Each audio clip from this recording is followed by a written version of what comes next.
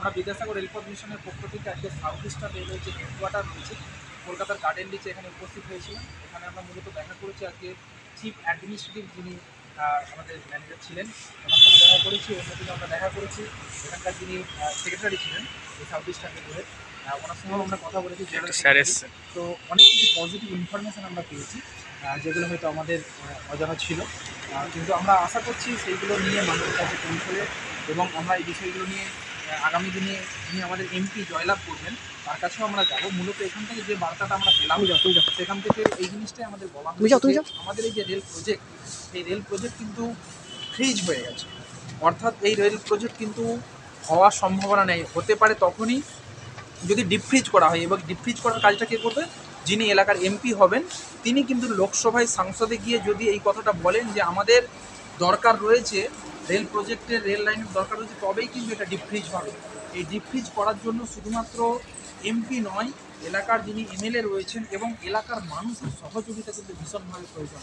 কারণ এই ফ্রিজ হওয়ার অন্যতম কারণ হচ্ছে কি না, ল্যান্ড অ্যাকুইজিশনের প্রবলেম, যেখানে মানুষ কিন্তু তারা সহযোগিতা করেনি, জমি দিতে কিন্তু বাধা দিয়েছিল। অন্যদিকে আর একটা বিষয়, যেটা এতদিন ধরে এলাকার যারা এমএলএ এমপি রয়েছেন তারাও কিন্তু বিষয়টা নিয়ে কোনোরকমভাবে তারা মুভ করেনি, কোনোরকম উৎসাহ দেখায়নি যে ঘাটালের রেল লাইন হোক পাঁশকুড়া থেকে ঘাটালের জন্য।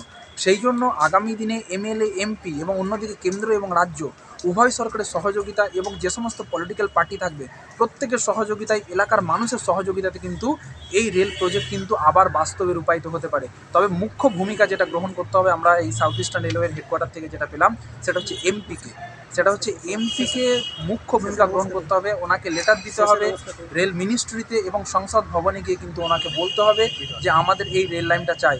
তো যাই হোক, আমরা খুব আশাবাদী ছিলাম।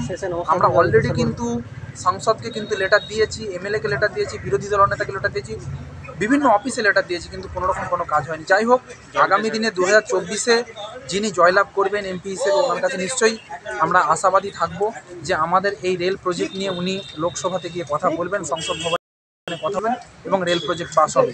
অন্যদিকে আমাদের একটা কর্মসূচি রয়েছে যেটা আমরা যারা প্রার্থী হচ্ছেন, কারণ আমরা জানি না কে জয়লাভ করবে, আমরা কোনো রাজনৈতিক কোনো দলের পক্ষে নয়, আমরা একটি অরাজনৈতিক সংগঠন। তাই এই অরাজনৈতিক সংগঠনের পক্ষ থেকে আমরা প্রত্যেকটি রাজনৈতিক দলে যারা এমপি ক্যান্ডিডেট হচ্ছে, যারা ভোটে প্রতিদ্বন্দ্বিতা করছে, প্রত্যেকের সঙ্গে দেখা করবো, প্রত্যেককে আমরা এই বিষয়টা উল্লেখ করব যাতে ওনাদের মধ্যে থেকে যে কেউ জয়লাভ করলেই যাতে ওখানে গিয়ে বলতে পারে বিষয়টা। সো আবারও একবার ঘাটাল লোকসভার প্রত্যেকটা মানুষের কাছে আমরা সহযোগিতা চাইছি যাতে আপনারা জমি দিতে সম্মত হন। আমরা জানি না এখনো কোন দিক দিয়ে লাইন হবে না হবে, এবং অন্যদিকে এমপি এমএলএ যারা হচ্ছেন তাদের কাছে, এমনকি প্রত্যেকটা পলিটিক্যাল পার্টির কাছে আমরা বিদ্যাসাগর রেলপথ মিশনের পক্ষ থেকে আমরা প্রার্থনা করছি, আসুন প্রত্যেকে মিলে প্রত্যেকের সহযোগিতায়, আপনার প্রত্যেকের সহযোগিতায় আমাদের এই রেলপথ গড়ে উঠুক। তবে হয়তো আগামী দিনে আমাদের এই রেলপথ আগামী দিনে গড়ে উঠবে এবং মানুষের যাতায়াত সুলভ হবে। ছাত্রছাত্রী থেকে শুরু করে কৃষক থেকে শুরু করে শিল্প ব্যবসা বাণিজ্য যারা করছেন প্রত্যেকে সুবিধা হবে। যাই হোক, প্রত্যেকে ভালো থাকুন, সুস্থ থাকুন। জয় বিদ্যাসাগর। জয় বিদ্যাসাগর।